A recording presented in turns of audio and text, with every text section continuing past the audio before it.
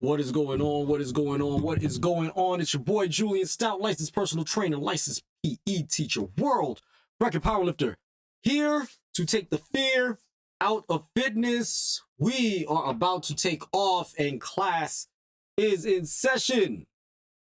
Well, today is Wednesday, February the 4th. We are live and uncut.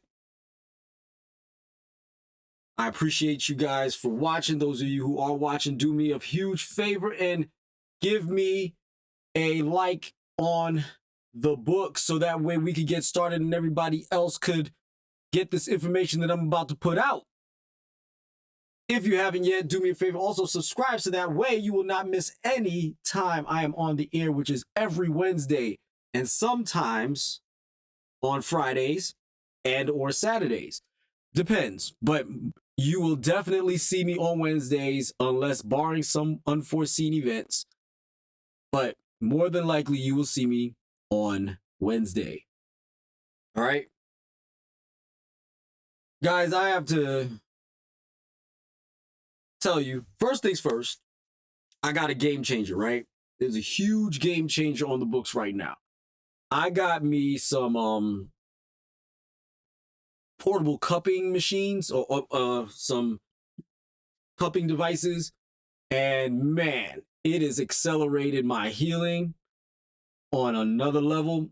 I was always aware of cupping, but I thought I had to go see a specialist to go do that. But lo and behold, modern technology at its best is doing its thing. So I got two cupping devices that I'm using on my left arm as we speak, actually both arms, also my legs, and it has helped out tremendously in my recovery. I am at this point, I'm not lifting weights at this point. Like I told you before, I have to heal first, and it is profound that we use these devices properly under the understanding of a professional, such as myself, since I have a degree in sports medicine. I know how to, research what I need to research and learn how to use these devices and learn how to use them properly and then go about my merry way of doing what I need to do. However, those of you out there who don't know how to use it, my advice is to either A, educate yourself on using it or allow a professional to use it on you instead. Also, so I'm expected to be back in the gym in March. I'm expecting to be back in the gym in March. It's going to be a rough go for the first, few weeks, maybe for the first month or so. It's probably going to be a rough go, but I'm willing to go through it because that's who I am. Well, you see the title. It's all about proteins today. And I get questions about this a lot. What's the best protein? Should I eat this? Should I, if I'm a vegetarian or a vegan, what are my options? What should I do? Should I do this? Should I do that? I'm trying to get swole. How much protein should I be eating, right? Well, the answer's simple. Depending on what your goal is, you should not be exceeding more than 2 grams of protein per kilogram, which is 2.2 pounds of body weight. All right? You shouldn't exceed 2.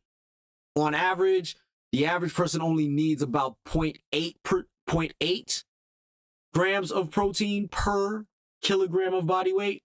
And that's to not fall into the ill effects of malnutrition, meaning that you're not eating enough protein in order to sustain yourself, both from a health standpoint and from a physical fitness standpoint, from a performance standpoint, right? So because of that, you should not exceed 2 grams because it's hard for your body to process that much protein. Your body you're putting your kidneys through it, you're putting your liver through it, you're really stressing your body out if you don't have the muscle to support the amount of protein that you're eating, right? Your kidneys are going to be struggling if you are exceeding that amount. And here's why. Because those proteins need to be filtered out. And when those proteins are in such excess that it needs to be filtered out, it starts to take a toll on your kidneys. It's part of the reason why when you take a urinalysis test, and as a matter of fact, not too long ago, the doctor was telling me that, you know, either I'm suffering from kidney failure or I'm dehydrated. And thank God I'm dehydrated. And I need to get back on my regimen because I have been neglecting my hydration as of late because I am human. But I will get back on it, and I am getting back on it. So make no mistake, I will be in top form sooner rather than later. But when you eat proteins, there are a bevy of things that you need to do in order to successfully build your body appropriately, right? And one of the things that people don't realize is that everybody's so fixated on protein. I gotta get my protein in. Remember when, for those of y'all who are either around my age, a little bit older, or a little bit younger, remember when zero fat was the thing? Remember when zero carbs was the thing? Now it's, you know, high protein, low carbs, and low fat. Nonsense. It's about balance. I'm always going to tell you this. I am not going to waver one way or another. There's specific times you apply these techniques, but everybody wants to jump on it as though it's the end all be all, and it's not. There is no easy fix to your diet unless you have an excess in one variation or another where that needs to be corrected with another form of macronutrient. So for instance, if you are real skinny and malnutrition because you don't eat a lot, but you need to put some weight on, i.e. some muscle and some size on you, or else you ain't going to be able to get up off the toilet. You're not going to be able to function as a human being anymore. You need to eat a high protein, high carbohydrate diet and a high protein, high carbohydrate diet. And why do you need a high carbohydrate diet with that high protein? Because when you're building that muscle, you need as much carbs in your muscles so that way you could perform in breaking down those muscle fibers further. So that way the high levels of protein you ingest will build your muscles up further, therefore allowing you to build up your size faster, therefore allowing you to perform better, therefore allowing you to live longer. However, once you have reached a level of size that is sustainable, not only for you as a person, but for your lifestyle in general, that is where you need to tamper things down and find what your baseline metabolism is going to be. Then, after finding out what your baseline metabolism is from the variables of Kane, right?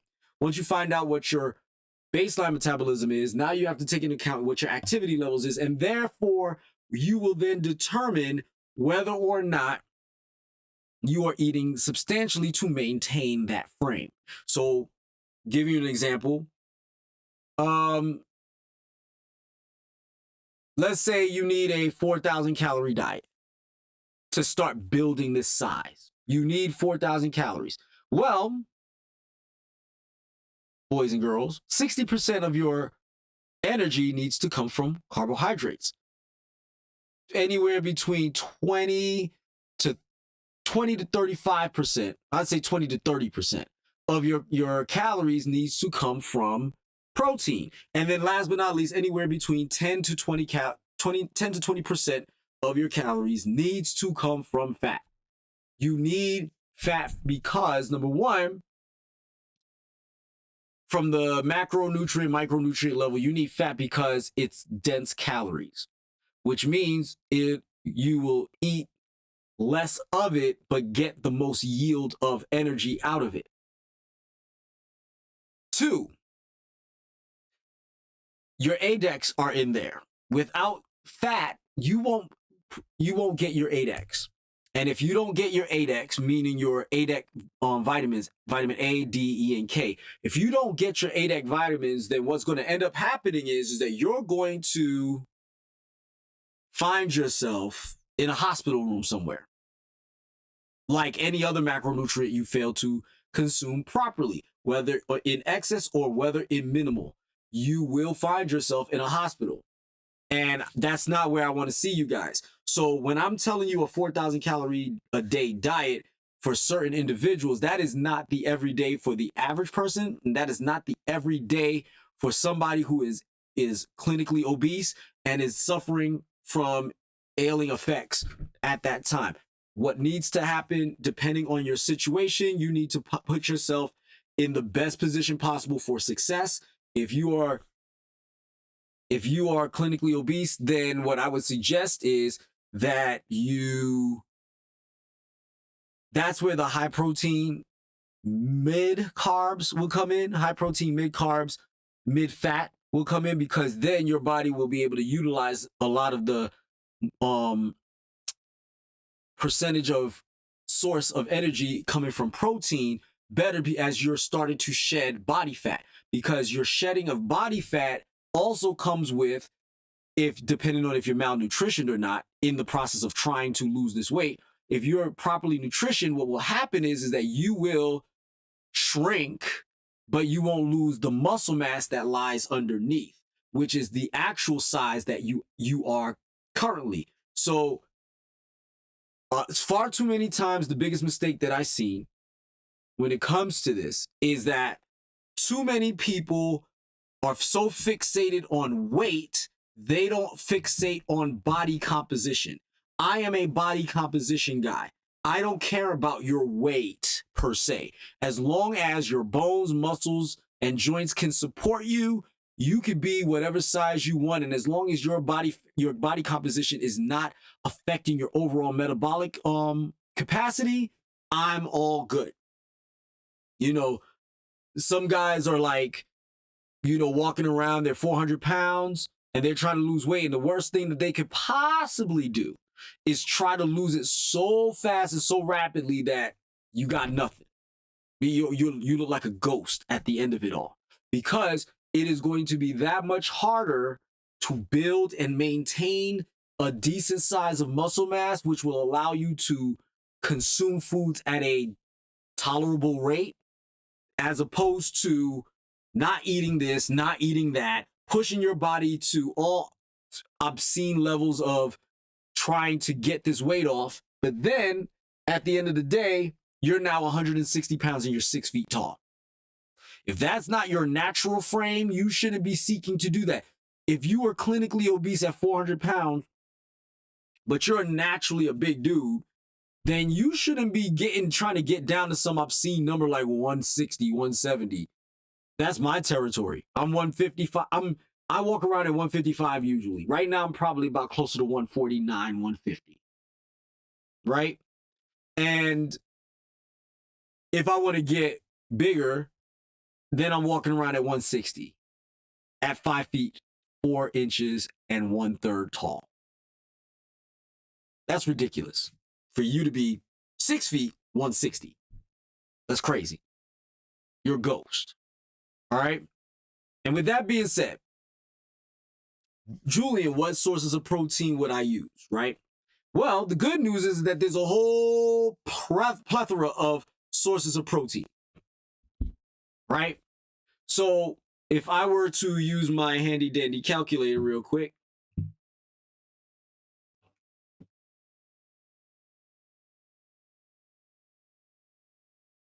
clear. 2.2 pounds times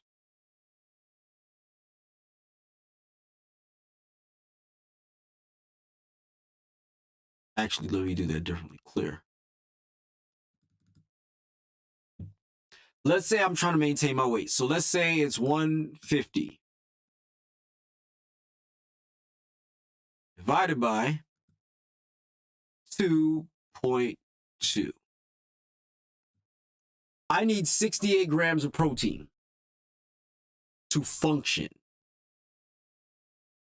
To maintain my size right now, I need 68 grams of protein. I could get that with 2 protein shakes. I can get that with one protein shake, a couple of, you know, pieces of chicken wings, and, you know, some ground beef. It's not hard. Really, it's not hard to maintain it. However, the problem is, if you're trying to get bigger, now, me personally, what I would do is I would increase it. I personally would increase it to about I would increase it to the amount of my body weight in grams. So if I weigh 150, I need 150 grams of protein in order for me to function and get bigger and stronger and faster, while moderately ingesting carbohydrates and sparingly ingesting fats. Is that always going to be realistic? Sometimes it is, sometimes it isn't. If you want to be very precise, then this is what you need to do. You need to figure out which foods will yield you that many calories, that many grams of protein, that many grams of carbs, that many grams of fat, and make sure you find every source that you can imagine and put it in your lexicon database of what foods you can eat and what foods you can't, and tie them bad boys together and stick to it like glue. So, protein sources, right? Personally, I love oatmeal. I love oatmeal. I'll eat oatmeal every day as long as I have it available, right? That's number one. Number two, chicken, lean cuts of beef. Believe it or not, ostrich is very good for protein. I like those as those meat snacks. Instead of getting the Slim Jim, I'll get one of those ostrich snacks. Turkey's really good. Salmon is really good. Tuna is insane. Mackerel, things like that. Those are all things that you can ingest. Eggs, egg whites, if you're trying to eliminate the cholesterol out of it as much as possible, because technically you do need that cholesterol, because without the cholesterol, you won't get the sterols, and without the sterols, you won't get the hormones you need to build your body the way you want. There's honestly no real need for gear, as it likes to be called, as industry folks like to call it. Roids, you don't need them. If you're putting in the work, you're putting in the time, you're putting in the effort, and you're ensuring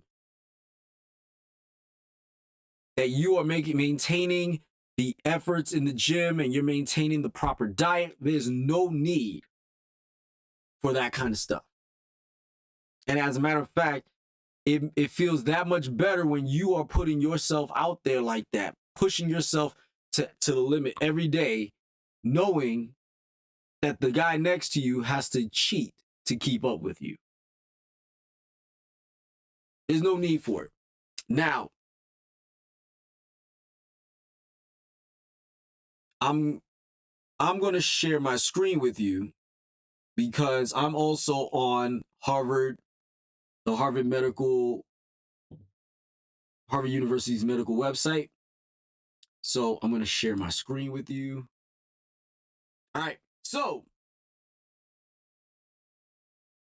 for the average adult, recommended dietary allowances, I didn't read this, by the way.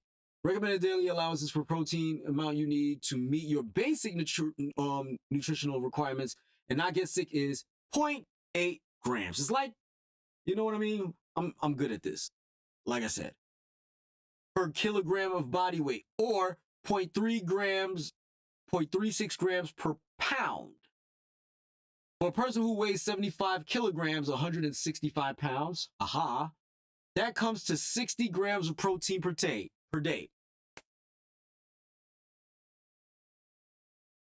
Amazing, right? To determine your target daily protein intake, you can multiply your weight in pounds by 0.36 or use this online calculator, or you can put yourself in pounds and divide by point, take your weight in pounds and divide by 2.2, and you'll get your overall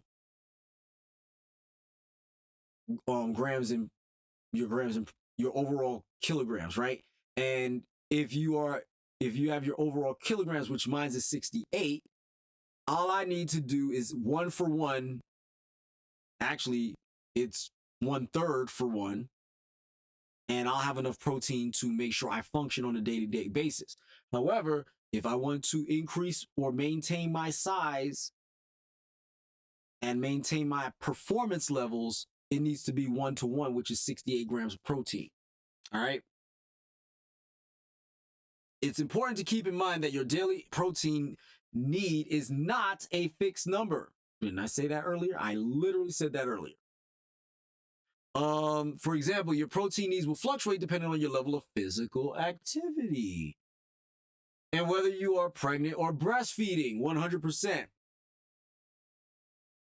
If you find yourself in a situation where you are in one of these predicaments, then I would suggest that you increase your protein. Now, the biggest question, and this is here, should I get my protein from animal or plant sources, right? Now, I'm going to move the screen out, but what I will say is this. Give me a second.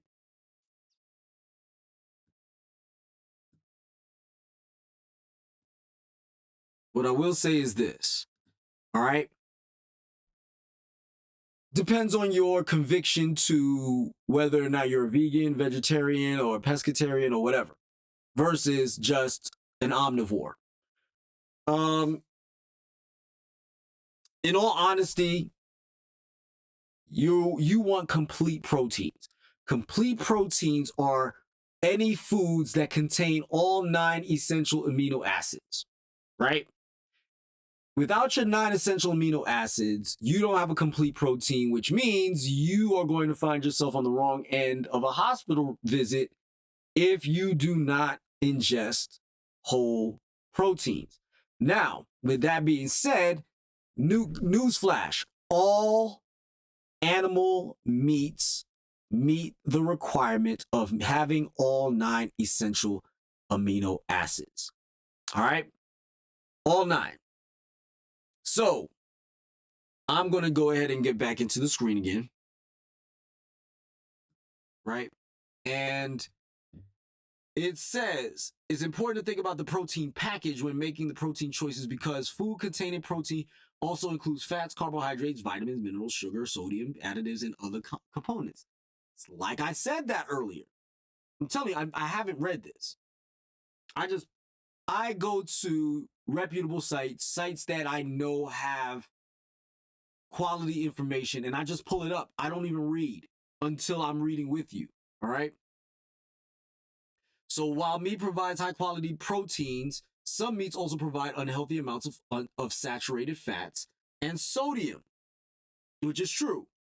If you eat meat, it's important to choose leaner meats and poultry. According to the United States Department of Agriculture, meats that are high in saturated fats include fatty cuts of beef, pork, and lamb. Ground beef that is 75 to 85% lean. Honestly, 85% is where you want to be at. That's not high in saturated fat because technically that is when you're not getting that pink slime. 85 is the highest level of ground beef you can get that doesn't start inserting pink slime into it. All right. And if you don't know what pink slime is, Google Jamie Oliver, Jaimie, Oliver, Oliver. All right. Google him and type in pink slime and he will show you exactly all that you need to know about it. All right. Processed meats such as bologna, salami, sausages, hot dogs, and bacon. Some poultry such as duck. Okay. High protein diet that is predominantly made of red meat and processed meat is cause for concern. Research has consistently found that both unprocessed and processed red meat are linked to higher risk of cardiovascular disease and diabetes. Now, this is where the rubber meets the road. you shouldn't have, if you're eating a pure meat diet, shame on you. I mean, pure meat, nothing else, no carbs whatsoever. You're getting all your carbohydrates straight out of the meat, huh? That's silly. I mean, like I said, you have oatmeal. Oatmeal is a great source of protein if you, without having to go into this rigmarole of trying to find foods that are rich in protein but aren't high in saturated fat. Oats. Spirulina is another one. Tempeh. Tempeh is basically soybeans. So is tofu. All of these are plant sources that are high in protein. Lentils, black beans, high in protein, high in protein. And if you are ingesting these foods, you will find yourself on the better end of the protein amino acid pool, right? What is an amino acid pool, Julien? Your amino acid pool is basically all of the proteins you've ingested and broken down into amino acids as it floats around in your body, and then your body then uptakes it and utilizes it as needed. Now, obviously, if you're just eating protein and not doing anything with your body's not going to absorb those amino acids and convert it into myoglobin or muscle, right? So the problem is that you have to work out. If you're trying to build size while trying to keep a relatively decent body composition, you have to lift weights. And why is it lifting weights, Julien, instead of cardio? Because cardio, while it does break down, muscle fibers and everything like that, unfortunately, cardio also utilizes proteins as a source of energy in a form that I've already talked about ad nauseum called gluconeogenesis. Gluco meaning sugar, neo as in new, genesis beginnings. So protein converted into sugar in a new way, right? If you are strategically timing your protein, your amino acid pool will be there to be utilized instead of your muscle that also falls into the amino acid pool. You will then have enough substrates for your body to be able to return back to size, if not improve your size, right? If you're a vegetarian, you can eat eggs. Unless you're lacto-ovo. Well, if you're lacto-ovo vegetarian, you can't eat eggs. You can drink milk. But if you are a vegan, that is out of the question. Any form of meat is out of the question. And I want to make sure that you guys know that. So soybean is probably the highest form of soy. Soy is the highest form of protein that you could get in a plant. Also, it is a complete protein in of itself. If you eat rice and you eat beans, you will have a complete protein. However, it is not nutrient dense. So therefore, you will have to find your way into getting supplementation while doing that. Whereas with red meat, whereas with fish, whereas with other things like that, you will get high in omega-3 fatty acids, which is a part of your ADEC complex again. You will get all of these benefits, but again, you have to use it sparingly. You shouldn't be eating red meat daily.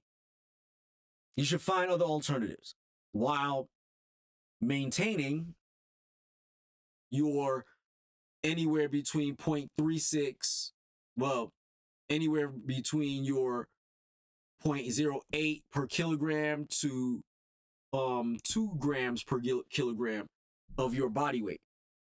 If you do that, you will find yourself on the better end of fitness. You will increase in size, your performance will improve, you'll be stronger, you'll be bigger, you'll look better in your clothes, and the whole 9 yards, right? So now,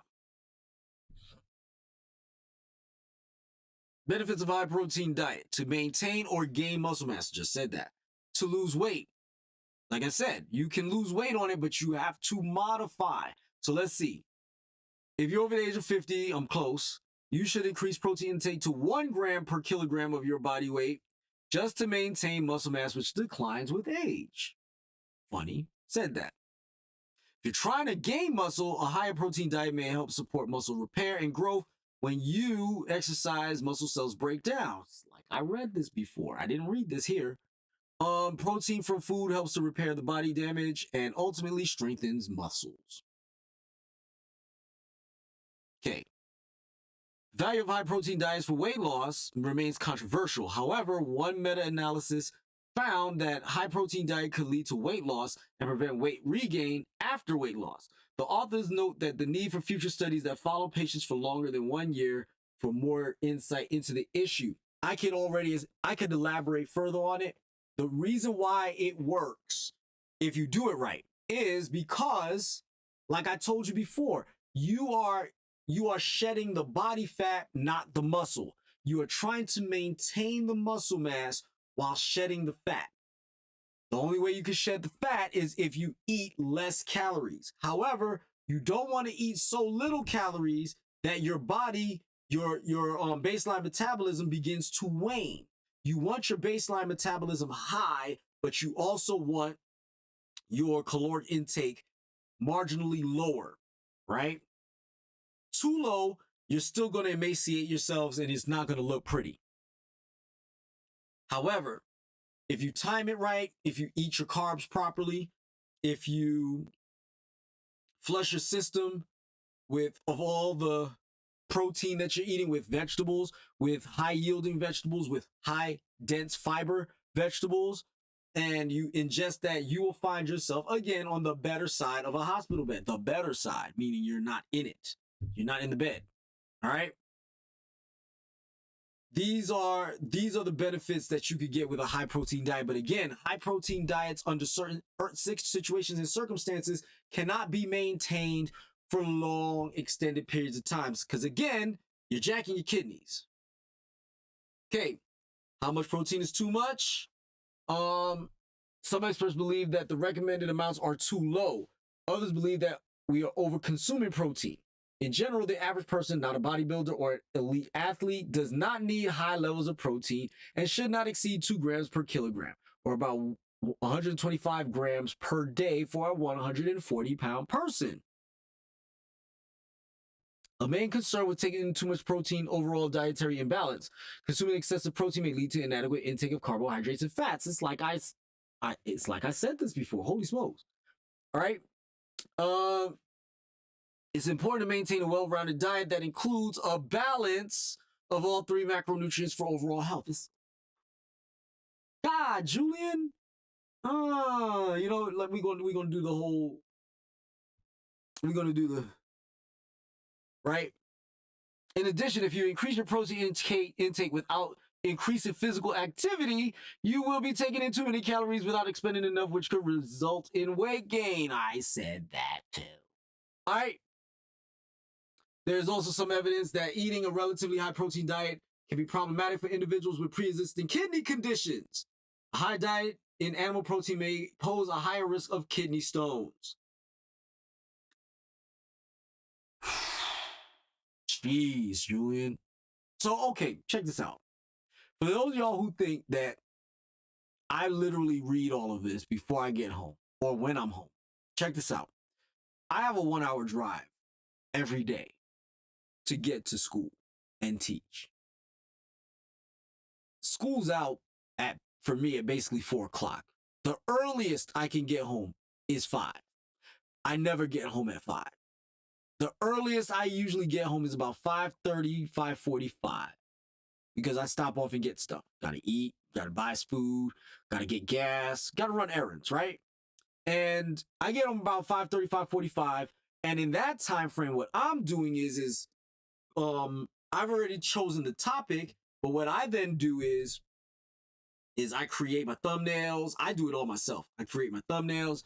I utilize those, and then I will basically ask or bring up the subject of what I'm talking about, type it in the Google machine, find my reputable source, and click on it, load up everything in for the show, and then the show begins. By the time I get all of that done and get it all into YouTube and everything like that and get set up for the show, it's literally 5 to 10 minutes before I start the show. So I don't have time to read this right now. I'm reading it as I'm on the air. But if you heard me at the beginning of the show, you heard me say 99% of what I just read. Literally, 99% of it off the dome. Off the dome, all right? Osolo can't see me when it comes to that. So now, I'm going to go into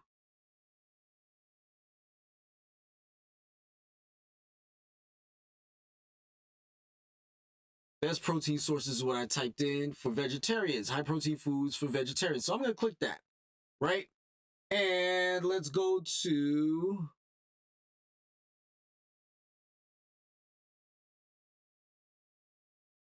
Mom's Meals. That's not one.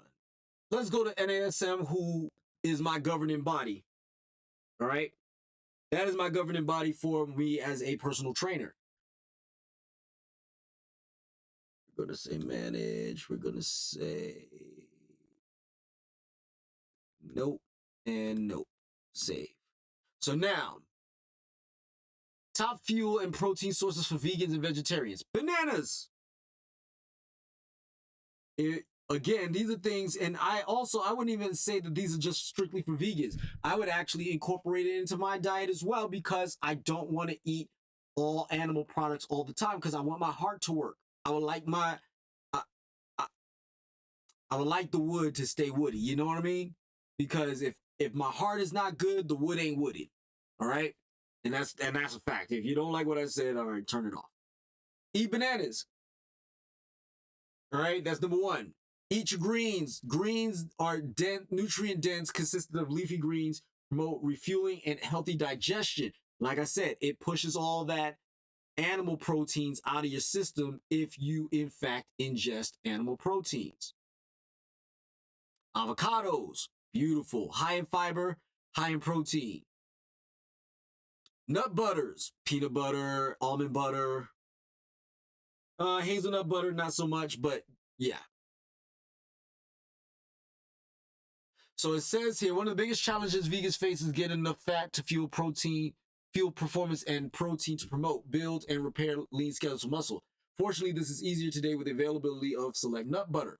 Peanut butter and jelly sandwich is no longer the preferred method of fuel to performance prior to, during, and a form of the recovery of training. Clients can get healthy fats and proteins from not just peanut butter. Almond butter is incredible. And avocado-based bowl or shake, that is a new personal favorite. Sunflower butter. Also, I've had vegan dishes in locations that, you can get this stuff at. Eat your grains. Be berries, so eat berries, strawberries, blueberries, raspberries. I've never heard of a vegan donut before, but here's your table of fuel of protein sources. Soy, like I told you. Legumes. Pea-based powders, yes, that is true. Sunflower, coconut, and olive oils, definitely. Berries and bananas, avocados, nut butters. All right, so protein would be soy, legumes, which is beans, and pea-based powders. Protein supplements with an emphasis on pea-based proteins, unless you are, again, a lacto-ovo vegetarian where you're allowed to have milk, then you can actually have regular whey protein isolate. If you have whey protein isolate, all you are doing is consuming milk. That's all whey protein is milk proteins. Okay? Don't forget about soy. Soy is also a legume, but obviously deserves its own special place when discussing a vegan diet. Soy is indeed an overall excellent source of fuel for the everyday vegan athlete. Soy was one of the first legumes to attract vegans and still remains to this day. There are endless soy-based products today in the food industry, so it is what it is. Soy blocks, soy milk, soy burgers, soy-based cheese, even bacon-flavored soy. Now, obviously, that's chemical-based because there's no way you could be getting bacon and soy and still be a vegetarian, okay? So let's knock that off. I discovered the curiosities of bacon-flavored soy while on a canoeing trip with some colleagues who were Seventh-day Adventists years ago, and it was a smoky flavor profile that I will never forget. Okay? This was written by Dr. Allison Brager, and obviously these are well-educated. As a matter of fact, let's read about her so we know where she's getting her information or who she is and why she's able to tell me and tell us what we're doing. Dr. Brager is a subject matter expert in behavioral genetics, sleep, and biological rhythms research. She's passionate about discovering new factors that promote resiliency in extreme environments. She also serves on the NCAA Task Force for Mental Health and Sleep. Contributed for the first edition of NCAA Student Athlete Mental Health Handbook, she's the author of Meathead, Unraveling the Athletic Brain, which debunks the myth of dumb jock and serves as a performance manual for functional athletes. Outside the laboratory, Allison was a two-time CrossFit Games team athlete, two-time CrossFit Regionals individual athlete, and a 4-year varsity NCAA Division I athlete in track and field. Dr. Brager has a SCB in psychology from Brown University and a PhD in psychology and physiology from Kent State University. She is certified, all right? Well, here's the deal. It is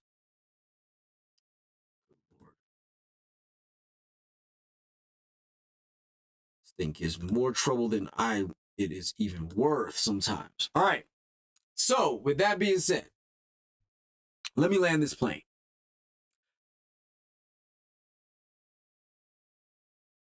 Vegetarians have a unique disadvantage because the majority of sources of vegetables and plant-based diets are not strong in good macronutrients. Number one, there's not a lot of calories unless you're eating dense nut butters and stuff like that. But however, it is not conducive because a lot of the time the proteins aren't complete. You need to know which plants you need to put together in order to get a complete protein. If you don't get a complete protein, you are going to find yourself very sick, very ill, very fast. My advice to you is look up which foods can be combined together to formulate a complete protein. Some of them are going to be delicious to eat right away. Some of them are not. Sometimes you're going to have to go with certain oils to go along with the vegetables that you're choosing to eat. Some of you are going to choose to go lacto-ovo, so that way you're not finding yourself behind the 8 ball more than not. And if you choose to eat a omnivore diet, my advice is to remain as an omnivore. I would say balance it out. Don't go full meat-tard. Don't go full meat-tard and don't go full, but at the same time, make sure you have a balance, because without that balance, you're not going to fare well. Your body's going to be very, very angry at you for putting it in the position where you're just eating meat. Plants is the opposite in certain ways. Like I said, if you are a vegan or a vegetarian, then you could find ways to get around all that and still eat a quality diet while maintaining your physique. The most important thing, depending on your lifestyle, is to know how to get complete protein. Complete. If you don't get a complete protein, make sure that you are doing so. Well, guys, that's my time. It is now 7:14. I have two baked potatoes in the oven, ready to go. Yes, I'm going to load it. I'm going to turn around and put some butter on it. I'm going to sprinkle some ranch dressing on it. Not ranch dressing, the powder, not the squirt stuff. Sprinkle it with ranch powder. Sprinkle a little bit of bacon on it. And top it off with a little sour cream. And that is the meal tonight. All right? Well, tonight. And then after that, whatever I decide to do after that is what I'll do. All right? It is going to be a good night, y'all. I know that, like I told y'all last week, things are crazy. And I wish you guys nothing but the best. Those of you who are decent and honest and caring people in this world, that's who I'm talking to.